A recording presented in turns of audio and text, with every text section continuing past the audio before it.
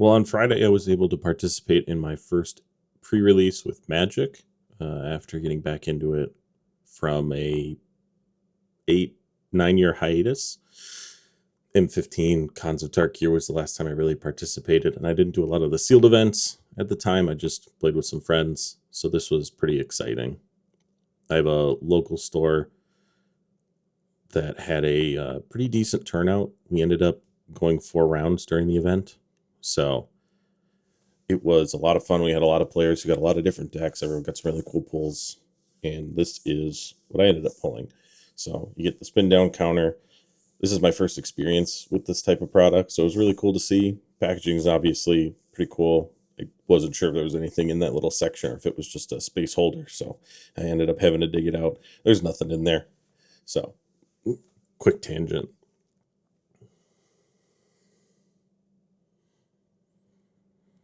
I fully avoided spoilers for this set, hoping to just kind of go into it blind. I played Magic Arena and done a few basic drafts there, and I was also able to participate in an Innistrad sealed event, similar to a pre-release, but obviously there wasn't any packages for it. It was just 6 packs out of a booster. So this was my first official pre-release event. Get a cool racing license for Chandra there. That ended up being a nice little token for Pilot. And then for our promo, we have the speed promo card, so you can track your speed for this event.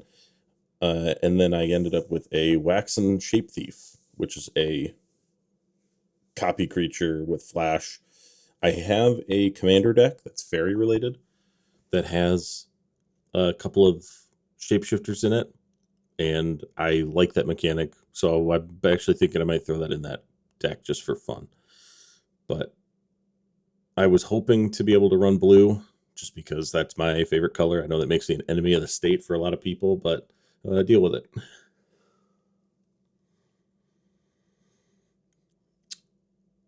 I had made sure to at least read the mechanics included in this set with crew and mount, because I hadn't played cards with those yet, and exhaust. So I was at least familiar with the effects and was trying to figure out what I was obviously going to build into this deck. But we end up with a giant green creature with some interesting effects, Keen Buccaneer, Daring Mechanic, and I was really just trying to absorb what was going on here. We see our first vehicle, Crew 3 Cycle. It's a 6/3 with Menace in the red. Because I had avoided spoilers at this point, I wasn't sure what was actually good. I knew I was looking for start your engine, artifacts and crew, things that could pilot well. And this was the first pilot card that I had. And it took me a second. I even think I played this card wrong, spoiler alert. During the event, I didn't take advantage of the ability nearly as much as I could have. And then we end up with an Avishkar Raceway, start your engine land with a max speed effect where you can discard a card and draw a card. Also seeing Toy. The first thing that I see with the 3/1 is that it can pilot some larger stuff. Guidelight Synergist, white card that has flying, starts as a base 04, but it gets +1/+0 for each artifact. Obviously, quite a few artifacts, so that could get big quickly for relatively cheap, and it was a flyer. We get a reanimate with Rise from the Wreck, green sorcery, Drakasar Auxiliary, a saddle ability that when attacking while saddled, you just get to ping 2 to any target, so a little spot removal there. And then for our rare in this pack, we get Skyseer's Chariot, flying vehicle. This card I also wasn't entirely sure how to play, and we get a spot removal or a white removal spell with Collision Course, deals X damage to target creature, where X is the number of permanents or vehicles you control. And then it can also just destroy an artifact. Then we get a green-white land and a cool art card. I like collecting the art cards, so I'm not super bothered about getting those instead of the tokens. Obviously, with a new set, I'd rather get tokens, just so I have them to play during the event.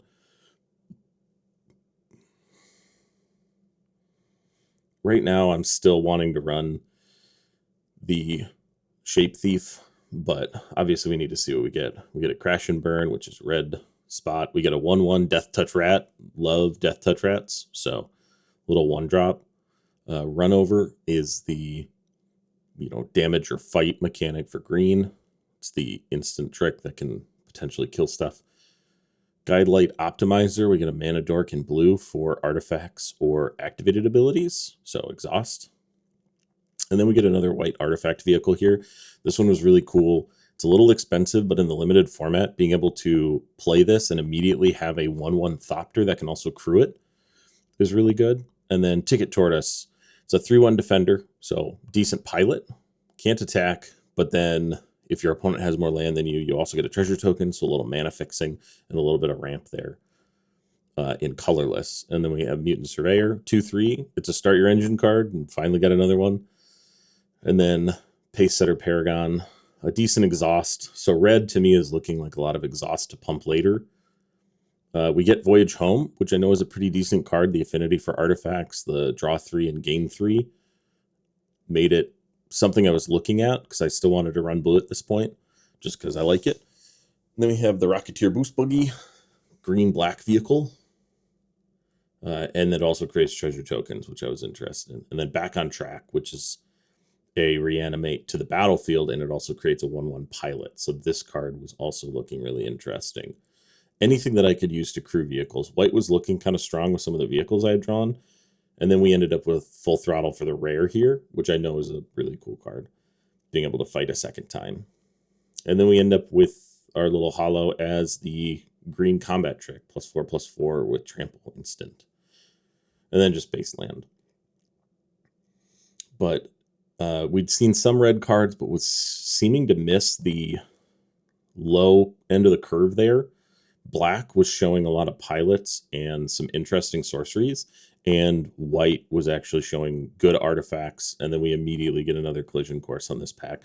So white is starting to really pull ahead here. We get another Clamorous Ironclad, and then we get the risky shortcut. Black sorcery, draw 2, ping both players for 2.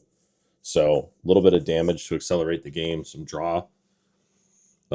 Black was starting to look really strong with some of the sorceries I had and some of the pilot options, and white was also looking strong with the vehicles I had gotten. Another daring mechanic. We end up with a Wreck Remover, a little bit of life gain and graveyard hate. It's also a cycler. And then Hour of Victory, which is one of the enchantments. Gives you Start Your Engine, spawns a 2/2 zombie creature token, good for chump blocking or piloting, and then it also has a max speed effect to sack the enchantment and tutor.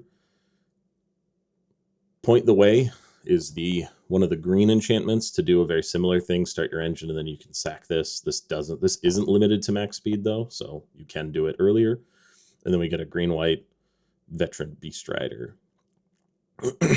Let you untap creatures you control. This card was one that I found very interesting. I wish I had more green, and then we end up pulling Radiant Lotus in this pack, which I was really excited about. I wanted to run it during the event, but I did not have a way to spawn enough artifacts or spend them on something that would make that worth it. So it was looking way too expensive at this point. Then we get a holo Wreck Remover, and then a white-blue life gain tap land. So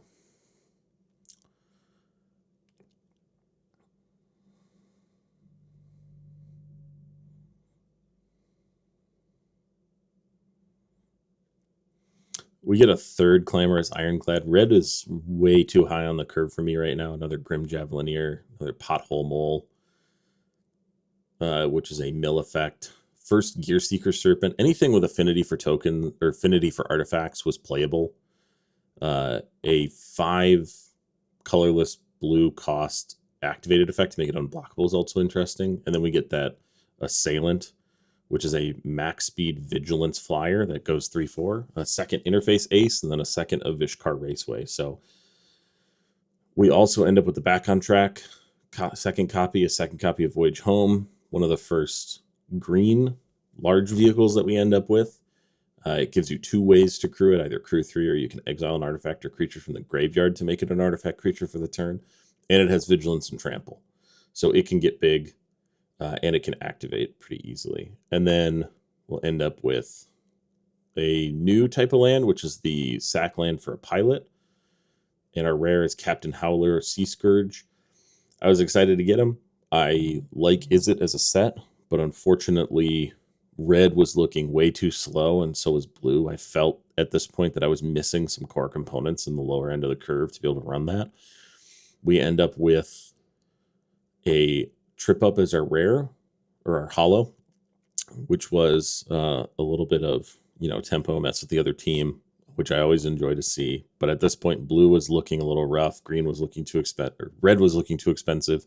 Green was still a possibility, but I felt like I was missing some of the ramp or some of the low end of that curve as well. So white and black are really pulling ahead between the removal and some of the sorceries I got in black, and the synergy between the pilots in black and the artifacts in white.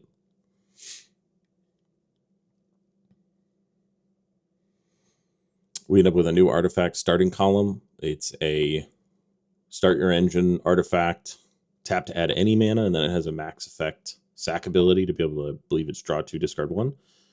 Another black start your engine card. This one seemed a little more expensive, and I wasn't a big fan of the ability on that one, so I kind of just moved away. Beast Rider Vanguard, first low-end green creature that was kind of interesting, another Gear Seeker Serpent.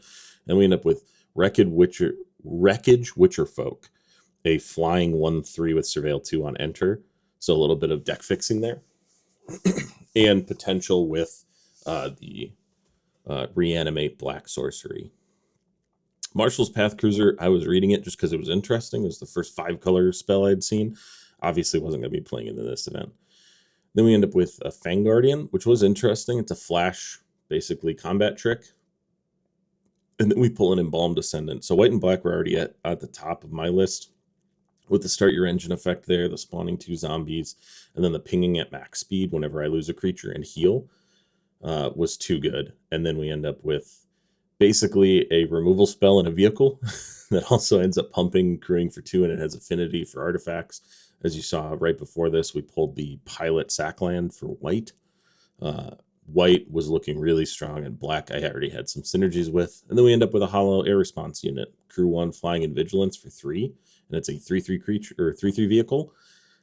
I don't think it's great outside of these pre-release events, but by the end of this, as you'll see in some of the games that I play, that thing crewing for 1 made it really easy to keep up and swing in and get some value. By this point, I was just looking for more stuff to fuel that white-black, hoping to get a little bit more removal maybe on the black side. We end up with a black Deathless Pilot, which lets it come back to your hand if it dies, which was pretty good given how many vehicles I had running, especially vehicles in that 3 spot. I had a few of them, and I was kind of concerned I was going to have to double commit to be able to spawn or pilot those. And I ended up having a few ways to be able to get up to that crew 3. We get another collision course. At this point, white had pretty much solidified. There were a lot of vehicles, a lot of artifacts, a lot of ways to crew, and 3 removal spells was just too good, especially removal spells that targeted vehicles or creatures. Camera Launcher Artifact was kind of interesting. Molt Tender was our first 1-mana play in green, and it was a mill and mana dork. Calaxian Hunger Tyrant was just a vanilla 7/2 for 2 black and a colorless, and I absolutely love this card. It's obviously not very good, but a 7/2 for 3 is basically a removal spell on the board. And it makes people really nervous, because if you ever get to swing for 7, it is too big. And then we get our blue shell, which I really was hoping to pull and run, but blue was looking pretty weak. Cloudspire Coordinator was starting to look interesting. Being able to spawn pilots made me consider red a little bit, and I probably could have forced it, but we also pull a Bulwark Ox, which is our first saddle creature in the white. And it basically puts +1/+1 counters on a creature when it attacks while saddled, and then if you ever sacrifice it, it gives everything with a counter hexproof and indestructible for the turn. And then we have Skybox Fairy, an artifact cycle that also crews and is a 5/5 flyer. So that's what we end up with our stacks. Obviously, white is pretty hefty. We pulled quite a few rares in that, and some really interesting artifacts. That Swiftwing Assailant is an awesome card. The 3 collision courses basically makes this a no-brainer, because we did not have much removal in red or green. We had a few options, but they were Not quick, although these are all sorcery speed, so no instant removals. Unfortunately, we missed basically everything in black. We missed, also Grim Bobble, which was a card I was hoping to be able to pull. Black ended up being a fairly healthy stack, mostly low end sorceries. We got some cool enchantments, some ways to card draw and deck fix. Red just ended up looking too expensive. I probably could have forced it with the red black multi color cards that I ended up getting, being able to crew some of the larger ironclad vehicles, those crew 3 vehicles. And then looking in the multicolor section, obviously that Embalmed Ascendant immediately is going to go in there. Because at this point, I was just excited to run a lot of vehicles in white and some black zombies.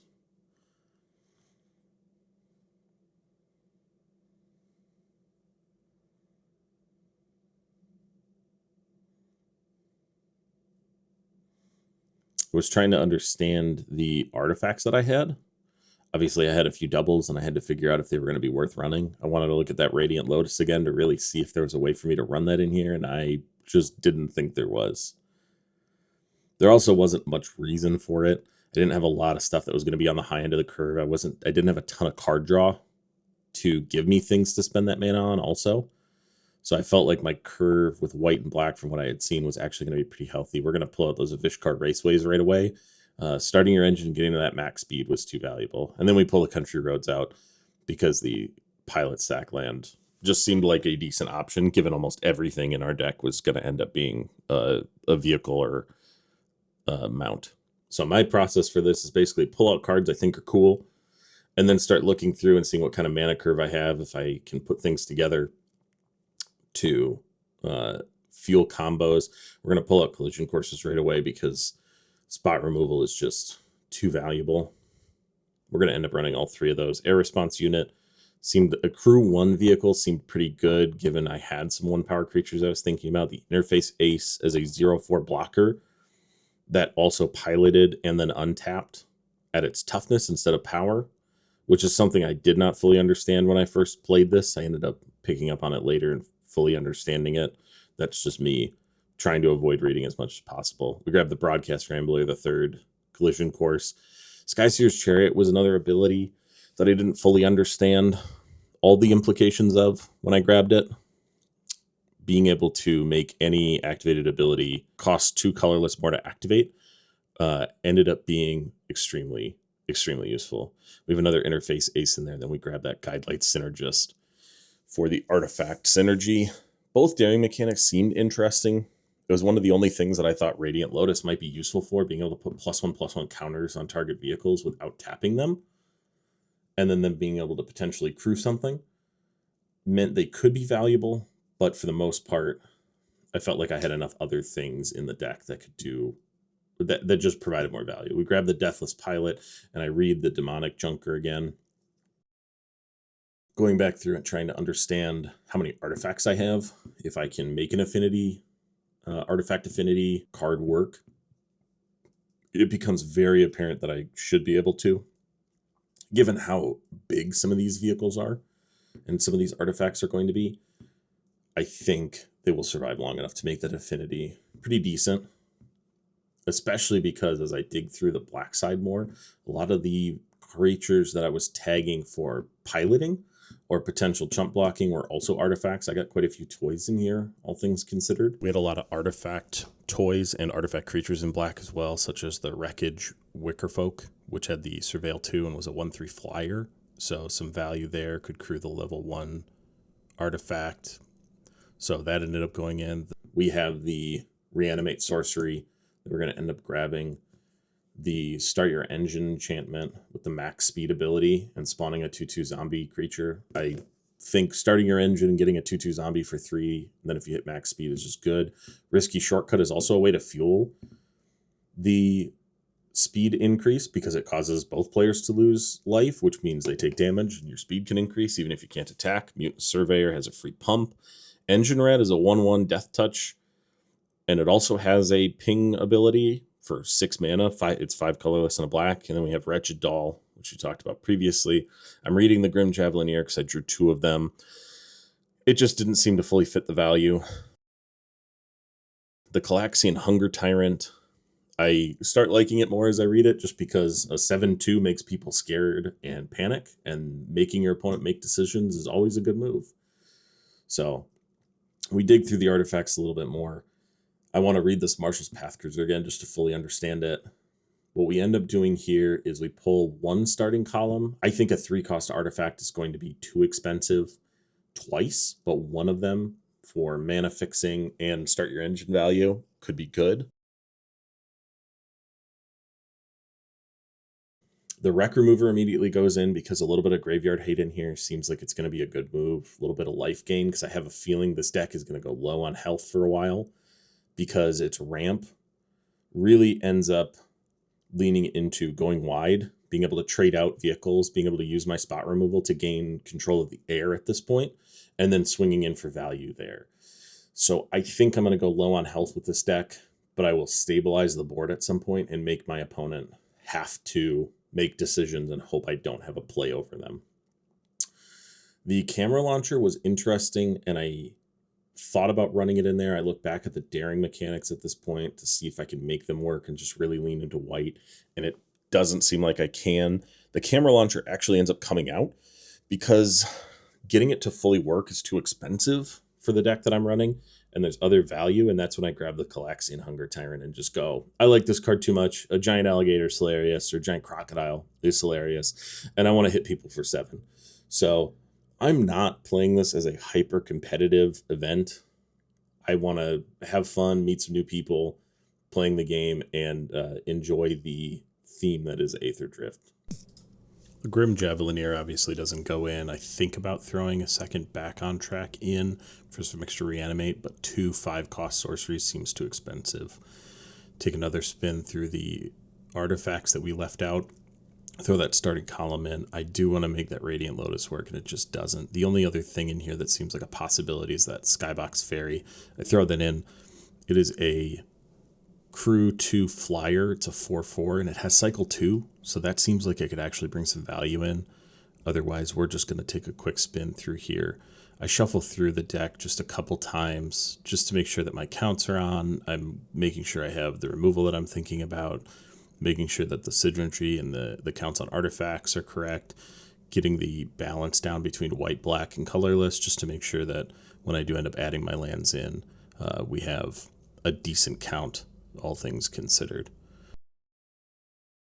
Overall, I'm feeling pretty good about the deck at this point. I think it's going to play into the strengths of what I drew. I didn't draw anything that was super flashy, but I think I have enough tricks and enough things in here, creatures, vehicles, sorceries, enchantments, that are going to throw people off and work surprisingly well together for a limited environment. So I'm confident that this will do what I want it to do, which is go wide in the air, answer what people have on the ground, surprise them with things like the Engine Rat Death Touch, the Calaxian, being able to trade out for some of those larger vehicles and creatures, and then swing in the air a lot, way more consistently than I think most people are expecting in these types of decks. We also have the surprise effect with the zombies, being able to ping and heal in a couple different ways, because I am fairly confident that the life gain is going to be incredibly important. I think I'm going to go very low because some of the plan of this deck does involve some pretty expensive cards, some setup, getting out multiple permanents, keeping them up, and getting to max speed to really enhance the value of everything I have. So I am concerned that I'm going to go pretty low early on. We're going to grab the 3 lands that I set aside, that Country Road, and then the 2 of Ishkar Highway. We're going to clean everything else up. I screw up my Wooburg order, which is what I use to sort things, so I have to clean that up and redo that real quick.